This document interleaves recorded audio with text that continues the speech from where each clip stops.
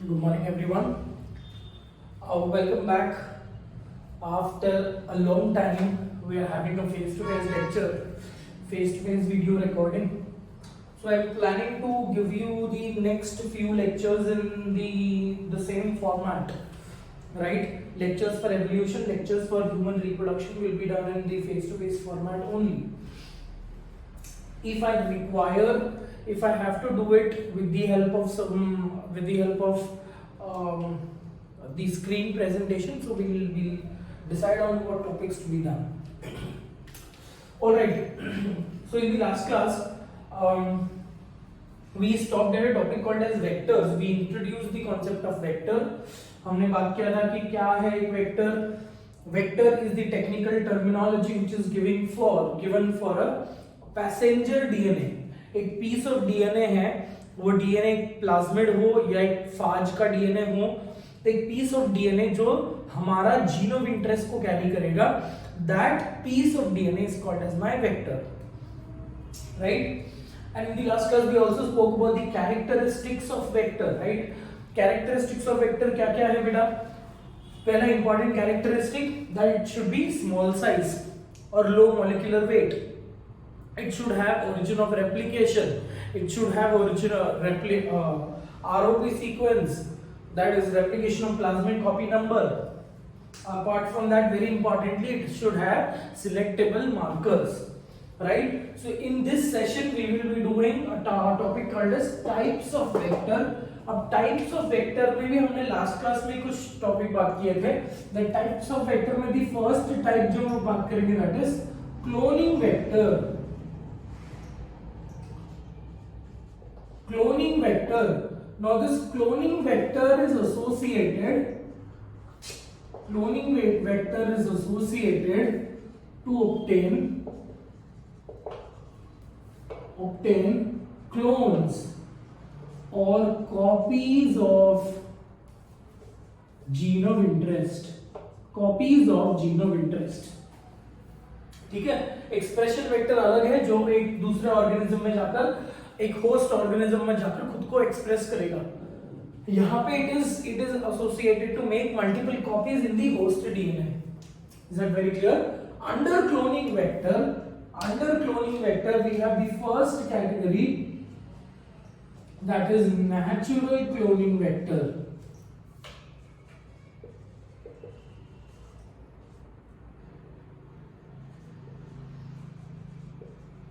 So natural cloning vectors are directly extracted. Natural cloning vectors are directly extracted and used. मतलब technically बोलने का मतलब ये है कि एक बैक्टीरियल सेल में से आपने प्लाज्मिड को एक्सट्रैक्ट किया और सेम टू सेम प्लाज्मिड को आपने यूज कर दिया. So that is your natural cloning vectors. So under natural cloning vectors you have the first category that is plasmid. In the last class we spoke about the example of PBR 322. PBR 322 में दो selectable markers के जैसे हम use कर सकते हैं, that is ampicillin resistance gene and tetracycline resistance gene. तो अपने PBR 322 बहुत डिटेल में कर लिया था. एक और एग्जांपल ले लेते हैं PUC8. ठीक है. PUC8 has 2688 kilo base pairs of DNA sequences. मतलब जो न्यूक्लियोटाइड बेस पेयर्स है वो 2688 किलो बेस पेयर का सीक्वेंस है बेटा. ठीक है. PUC, here UC stands for plasmid of University of California. Plasmid of University of California. ठीक है. अब PBR 322 जैसे ही PUC8 में भी there is one selectable marker that is ampicillin resistance gene. Ampicillin resistance gene और दूसरा एक इनके पास जो जीन है, दूसरा एक सेट ऑफ जीन है जिसमें there is NCS sequences. ठीक है. ये पूरा एक सेलेक्टेबल मार्कर के जैसे हम यूज कर सकते हैं. So this is my beta galactosidase gene.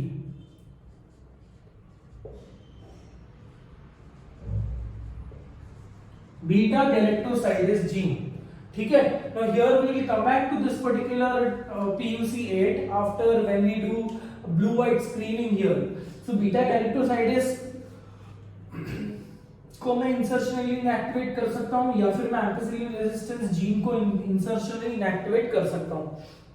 But कौन सा ज्यादा कन्वीनियंट होगा सिलेक्टेबल मार्कर की वजह से यूज करने में? Beta galactosidase, because beta galactosidase के सीक्वेंस में ही there are restriction sites for these listed restriction endonucleases. इको-R1 के लिए एक साइट है, BAM-H1 के लिए यहाँ पे साइट है, SMA1 के लिए यहाँ पे साइट है, HIN3 के लिए साइट है और PST1 के लिए यहाँ पे साइट है. So in other words, this particular region is referred to as the MCS, multiple cloning sequence. Is that right?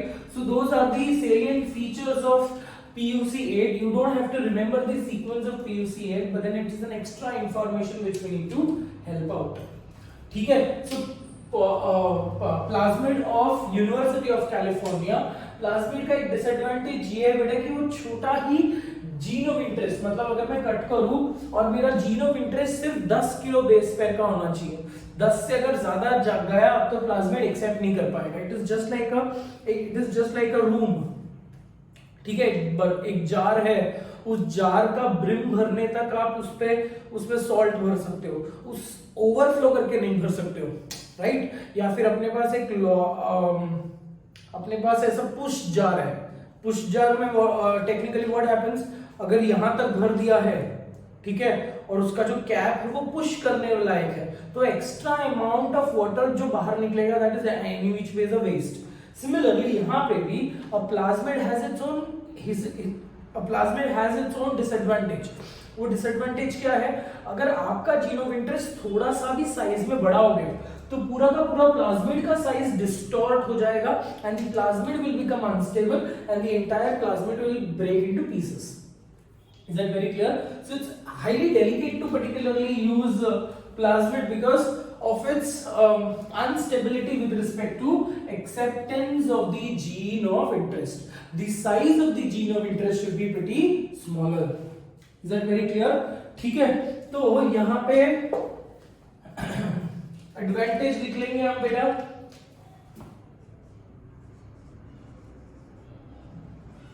Advantage क्या है? It can accept GOI of 10 kilo base pairs. Only 10 kilo base pairs. Is that very clear? मतलब on an average 10,000 kilo basis का वो एक gene of interest को accept कर सकता है बेटा. Is that very clear? 10 kilo base pair से ज्यादा वो एक्सेप्ट नहीं कर पाएगा. अगर 10 किलो बेस पेयर से ज्यादा लेंथ का अगर आपने जीन ऑफ इंटरेस्ट डाल दिया, the entire plasmid along with the gene of interest will become unstable and that will break. Very clearly understood beta? So that is with respect to your plasmid. Okay. Second type of natural vector which we will be talking about is the phage DNA. Second type is natural vector जो directly मैं extract करता हूं, that is bacteriophage DNA. ठीक है. Now bacteriophage DNA जो है, it is a double-stranded linear DNA. Whereas plasmid क्या है? Plasmid is a double-stranded circular DNA. Whereas phage DNA is a double-stranded linear DNA. Is that very clear? अभी linear DNA है. अब जैसे bacteriophage entry करता है, एक बैक्टीरियोफाज जब एंट्री करेगा into the bacteria, that process, the process is called as transduction. Right. तो जो वायरस है, technically virus will try and introduce its gene into the bacterial cell and then bacterial cell के अंदर जो होता है, there are two cycles which undertakes, lytic cycle and lysogenic cycle. ये हमको पता है ऑलरेडी. एक बैक्टीरिया है और एक वायरस है. वायरस अटैक कर गया, पहला स्टेप होता है अटैचमेंट. ठीक है. The virus will go and attach to the bacteria, by then होता है penetration. Then after the attachment, the virus will penetrate its gene of interest into the bacterial inside the bacterial cell. उसके बाद होता है बेटा lytic cycle या lysogenic cycle. Lytic cycle में क्या हो रहा है? The linear DNA circularizes. कौन सा linear DNA? Bacteriophage का linear DNA circularizes in the bacterial cell. ठीक है? And using the host machinery, the bacteriophage DNA makes up multiple copies of this particular sequence, circular sequences. ठीक है? ये हो गया बायोसिंथेसिस. उसके बाद होता है असेंबली. ओके, बायोसिंथेसिस में there are viral proteins which are being produced. फिर उसके बाद होता है असेंबली. तो जो लीनियर जो अपना सर्कुलर डीएनए था लाइटिक साइकिल वाला, जो अपना बैक्टीरियोफेज का जो डीएनए था, दैट इज एनक्लोज्ड और उसके अराउंड प्रोटीन कैप्सिड बन जाती है. This process is called as assembly. So new viral particles are being formed inside the host cellular DNA, in the host cell. अब अगर number of viruses inside the bacteria increases, the bacteria bursts open, releasing much more bacteria. That was lytic cycle. What is lysogenic cycle? Lysogenic cycle में क्या हो रहा है कि जो bacterial chromosome है या बैक्टीरियल डीएनए है, that gets integrated with the phage DNA. ठीक है? लाइटिक साइकिल में phage DNA was independent, bacterial DNA was independent. Whereas lysogenic में the phage DNA and the bacterial DNA दोनों मिल जाते हैं, forming a prophage. The prophage then undergoes technically using the host machinery, using the host DNA. ये जो bacteriophage DNA था वो stabilise होता है, and when the favorable condition arises, the prophage dissociate, मतलब the prophage will pinch off, unwind होंगे, वो twist होंगे, they will pinch off. The phage DNA will separate and the bacterial DNA will separate, and फिर it will introduce itself into the lytic cycle. तो घूम फिर कर बात ये है कि अगर मेरे बैक्टीरिया के अंदर लाइटिक साइकिल हुआ तो अच्छी बात है. If I am using bacteriophage as my vector, ठीक है, तो घूम फिर कर बात ये है कि वो पीस ऑफ डीएनए जो मेरा जीन ऑफ इंटरेस्ट कैरी करेगा वो बैक्टीरियोफेज है. ठीक है, तो अगर मैंने बैक्टीरियोफेज का मल्टीपल कॉपीज बना दिया, इसका मतलब I am able to make up multiple copies of my gene of interest. Cool. So what cycle do I have to support? I will have to support the lytic cycle, because lytic cycle में मेरे को फटाफट multiple copies मिल रहे हैं. ठीक है, I don't have to propagate or I don't have to support lysogenic cycle. So rather than that, I will use lysogenic genes, and rather than I will use lysogenic genes, and उस lysogenic genes को मैं inactivate कर दूंगा by activating or by introducing my gene of interest. ठीक है बेटा? See, in other words, जो bacteriophage DNA जो है, the bacteriophage DNA contains 60% genes for lytic cycle, 60% genes for lytic cycle and 40% genes for lysogenic cycle.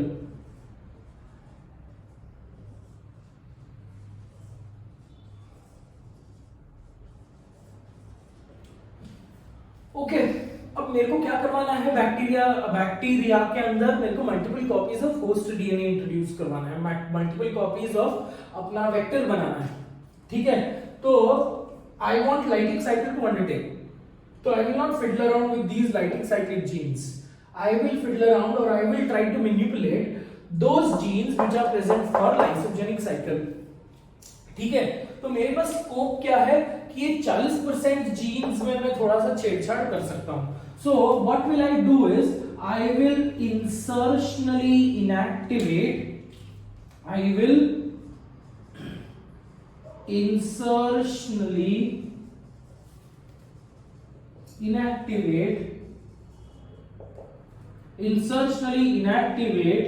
the lysogenic genes. मतलब घूम फिर कर बात ये है ये 40% जीन सीक्वेंसेस है, then I can cut off that particular sequence, insertion करूं मेरा जीन ऑफ इंटरेस्ट का और लाइसोजेनिक जीन्स को इनएक्टिवेट कर दूं। मतलब घूम फिर कर ये जो बैक्टीरियोफाज का डीएनए है उसके 40% जीन में मैंने क्या कर दिया है, 40% जीन में मैंने जीन ऑफ इंटरेस्ट इंट्रोड्यूस कर दिया है। Now this particular bacteriophage DNA will only undergo lytic cycle in the bacterial cell। समझ में आ रहा है बच्चा? ठीक है, in the bacterial cell। So अब ये 40% जीन का मैंने काम तमाम कर दिया। अब यहाँ पे भी मेरे पास दो टाइप के वेक्टर्स हैं, ठीक है, दो टाइप का मैं जीन ऑफ इंटरेस्ट इंट्रोड्यूस कर सकता हूं। First one is directly replaceable, ठीक है, रिप्लेसेबल, और दूसरा है स्टफर, ठीक है।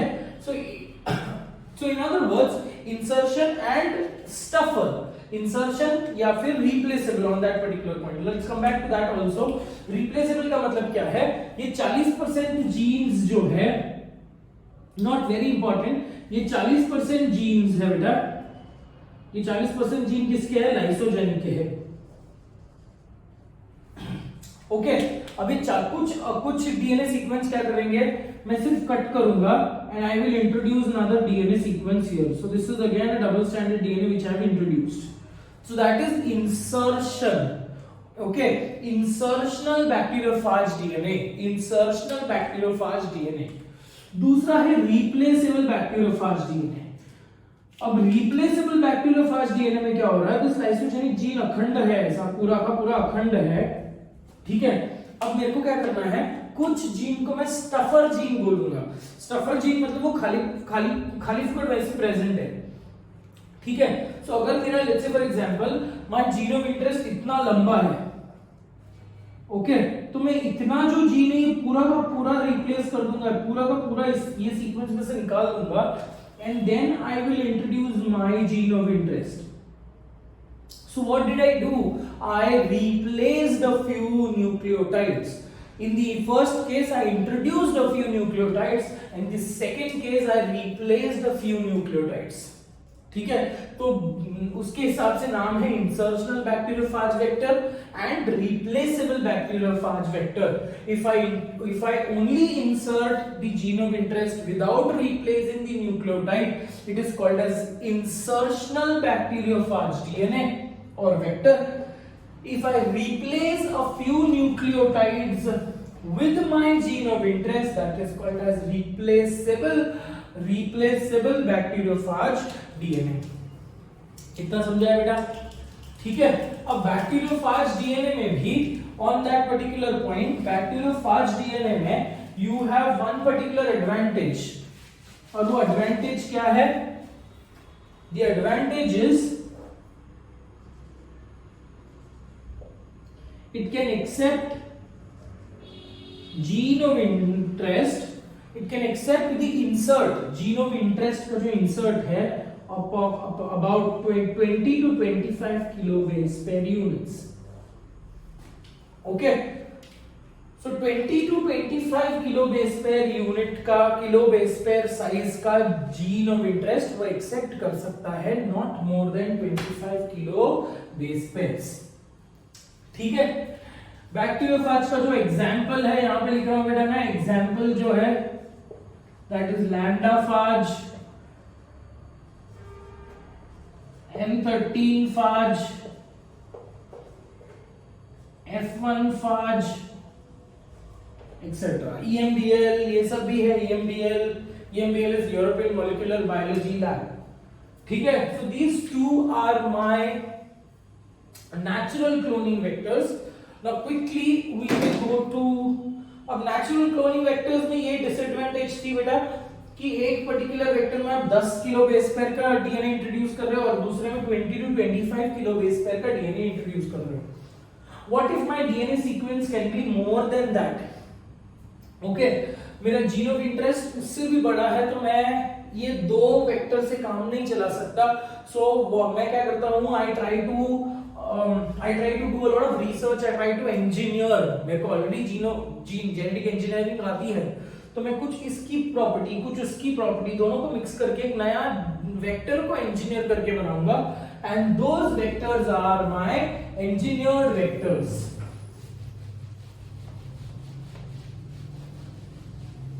Okay, so the next category which we will be doing under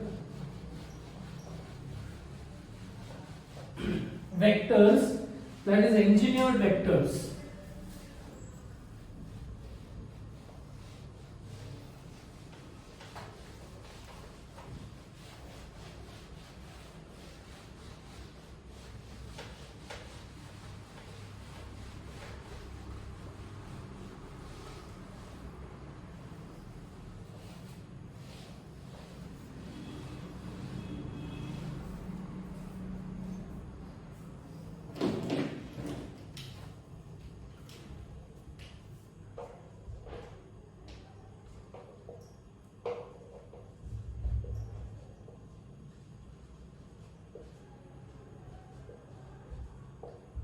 Engineered vectors.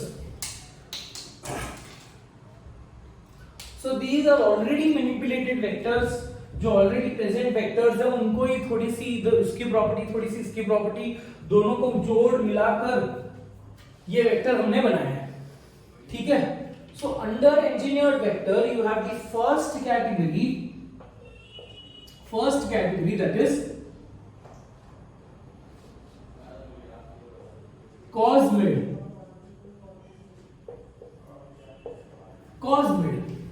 ठीक है। अब cosmid जो है, cosmid is cos site of lambda phage plus plasmid। Okay, मतलब घूम फिर कर बात यह है बेटा कि प्लाज्मिड था, एक सर्कुलर प्लाज्मिड था, ठीक है। अब ये सर्कुलर प्लाज्मिड जो है आपका, उस सर्कुलर प्लाज्मिड को मैंने बीच में से कट कर दिया, ठीक है। अब बीच में से कट करके cos site I have lambda phage, मैंने बैक्टीरियोफाज लिया, दैट इज लैम्डा फाज लिया, बैक्टीरियोफाज लैम्डा को मैंने बहुत डिटेल में उसका सीक्वेंस स्टडी किया, ठीक है। And when I studied the sequences, I was able to obtain two major sequences which I named it as cos site. Cos here comes from the word cohesive. Cohesive का मतलब है sticky, ठीक है। sticky, high affinity या high ability to form sticky ends. So cohesive site, ये ऐसे कुछ चुंबक जैसे सीक्वेंसेस हैं, you can understand magnetic sequence बोल सकते हो आप, they are absolutely they are high affinity sequences, जो किसमें था, बैक्टीरियोफाज डीएनए में था। कौन सा फाज, लैम्डा फाज में था बेटा, ठीक है। तो कॉस साइट को मैंने उसमें से निकाला और एक प्लाज्मिड निकाला, प्लाज्मिड को कट किया और प्लाज्मिड के एंड्स में मैंने वो कॉस साइट ज्वाइन कर लिया।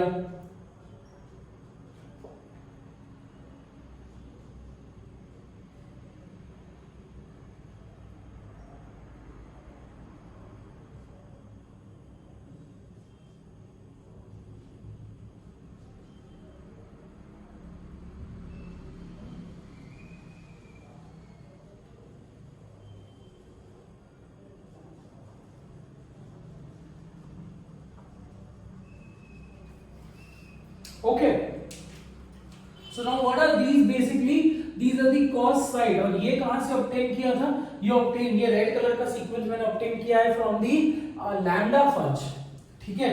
और ये जो ऑब्टेन किया that is from the plasmid part, that is from the bacteria. So bacterial DNA and a piece of phage DNA was integrated, was engineered together, ठीक है। And a sequence was able to be made. They designed a new sequence. They designed a new vector which is called as cosmid. ठीक है। अब एक advantage इसका ये था बेटा कि क्योंकि इसमें प्लाज्मिड का सीक्वेंस है, ठीक है, and a sequence of phage DNA है, इट इज इजी फॉर, अगर यहाँ पे मैंने मेरा जीनोम इंटरेस्ट डाल दिया, इमेजिन कर लो कि यहाँ पे मेरा जीनोम इंटरेस्ट ऐसे मैंने डाल दिया है, okay.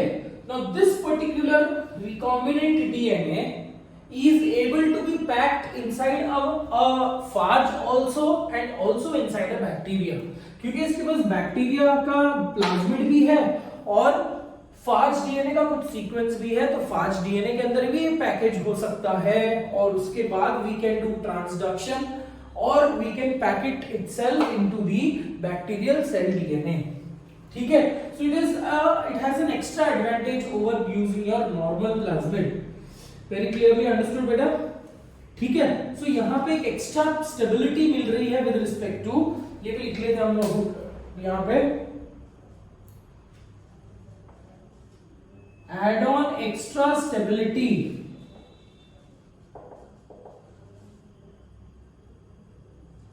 Add on extra stability is available. ठीक है, एक एक्स्ट्रा एड ऑन एडवांटेज है बेटा। ठीक है, the plasmid can be packed,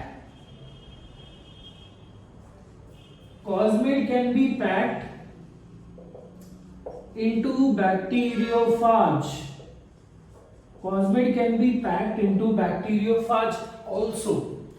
ठीक है, so that is one more point and it can be it can be packed into the bacteriophage and then can be transduced into the bacterial cell। ठीक है, और major significance जो है that it can accept the inserts of 40 to 45 kilo base pairs. ठीक है, 40 to 45 kilo base pair का जो unit है, किलो बेस पेयर का जो जीन ऑफ इंटरेस्ट है वो एक्सेप्ट कर सकता है बेटा। ठीक है, the next DNA the next थोड़ा सा नॉच हायर जाएंगे और हम जाएंगे फेज मिड के पास।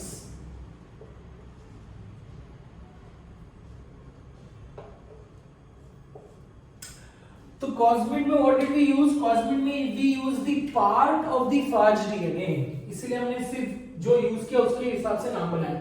कॉस्मिड में हम कॉस्मिक कॉस साइट ले रहे हैं और part of the bacteriophage DNA ले रहे हैं एंड द एंटायर प्लाज्मिड ले रहे हैं। ठीक है, अब फेज मिड में क्या यूज करेंगे वो उसके हिसाब से नाम बनाया बेटा। ठीक है, अब फेज मिड में what do I use here? I will be using plasmid plus पूरा का पूरा bacteriophage, plasmid plus bacteriophage DNA of F1 फाज। ठीक है, यहां पे बैक्टीरियोफाज का एक छोटा सा पीस लिया है, whereas यहां पे मैंने पूरा का पूरा बैक्टीरियोफाज डीएनए ले लिया है। समझ में आ रहा है बेटा? सो पूरा का पूरा बैक्टीरियोफाज डीएनए यहां पे एक्सेप्ट कर लिया and I have made a new particular stable vector, क्योंकि वेक्टर मेरा पहला प्रॉपर्टी था ये था कि it should be smaller in size, but because of the engineered vector I am able to design or I am able to manipulate a sequence which is comparatively longer in size। ठीक है, तो यहां पे मैं use क्या कर रहा हूं? I am using the entire bacteriophage DNA of the F1 phage, filamentous phage and the plasmid। So ये भी हमको advantage provide करेगा to pack the DNA both in the plasmid also in the bacteriophage also। ठीक है, सो दोनों जगह पे ये पैकिंग को हेल्प कर रहा है and it is also associated, मतलब बैक्टीरियोफाज में अगर उसने ये कर लिया, पैकिंग करवा दिया, so ultimately I am able to it is easier for me to pack the entire gene of interest in the bacteriophage, और ये बैक्टीरियोफाज को मैं ट्रांसड्यूस कराऊंगा इनटू अ बैक्टीरियम। ठीक है, और फिर मैं प्रोग्राम कराऊंगा in the bacterial cell such that the gene of interest, that is such that the plasmid, that is the phage mid, will undergo only lytic cycle and I am able to obtain clones of my gene of interest। ठीक है बेटा, phase made ये सब चीजें जो है ना extra चीजें हैं, आपके एग्जाम में एनसीईआरटी के हिसाब से आपको सिर्फ प्लाज्मिड और बैक्टीरियोफाज पढ़ना है बेटा। ठीक है, सो इन अदर वर्ड्स इसके एडवांटेज लिखते हैं, the vector has vector has desirable characteristics. Vector has desirable characters of both plasmid and phage DNA. Phage vector, plasmid and phage vector. Okay, it can accept the inserts of 50 to 90 kilo base pairs. 50 to 90 kilo base pairs. Okay, इतना ही आपको यहाँ पे याद रखना है बेटा, ज्यादा depth में नहीं जाना है, आपको सिर्फ ये याद रखना है कि कौन सा किसका क्या एडवांटेज है। सबसे पहला हमने बात किया प्लाज्मिड का एडवांटेज है 10 किलो बेस पेयर। उसके बाद बैक्टीरियोफाज डीएनए का 20 to 25 किलो बेस पेयर। उसके बाद हमने बात किया था विद रिस्पेक्ट टू कॉस्मिड का 40 to 45, एंड उसके बाद हमने बात किया फेजमिड इज 50 to 90। कॉस्मिड और फेजमिड में डिफरेंस क्या है? दोनों में मैं फास्ट डीएनए यूज कर रहा हूं, बट कॉस्मिड में I am using only the part of the fast DNA, whereas phagemid में I am using the entire phage DNA. इतना समझा बेटा? ठीक है। So here we will wind up our session for today. We have two more part and an expression vector जो हम लोग बाद में डील करेंगे, in the next class we will deal it. ठीक है, I don't want to extend the class. I will definitely try and make small videos so that it will be easier for you to stream also. ठीक है, so there we end up our session for today. Thank you so much for watching the video. God bless you. I bless you with all that beautiful life and health. Take care of yourself. Bye bye.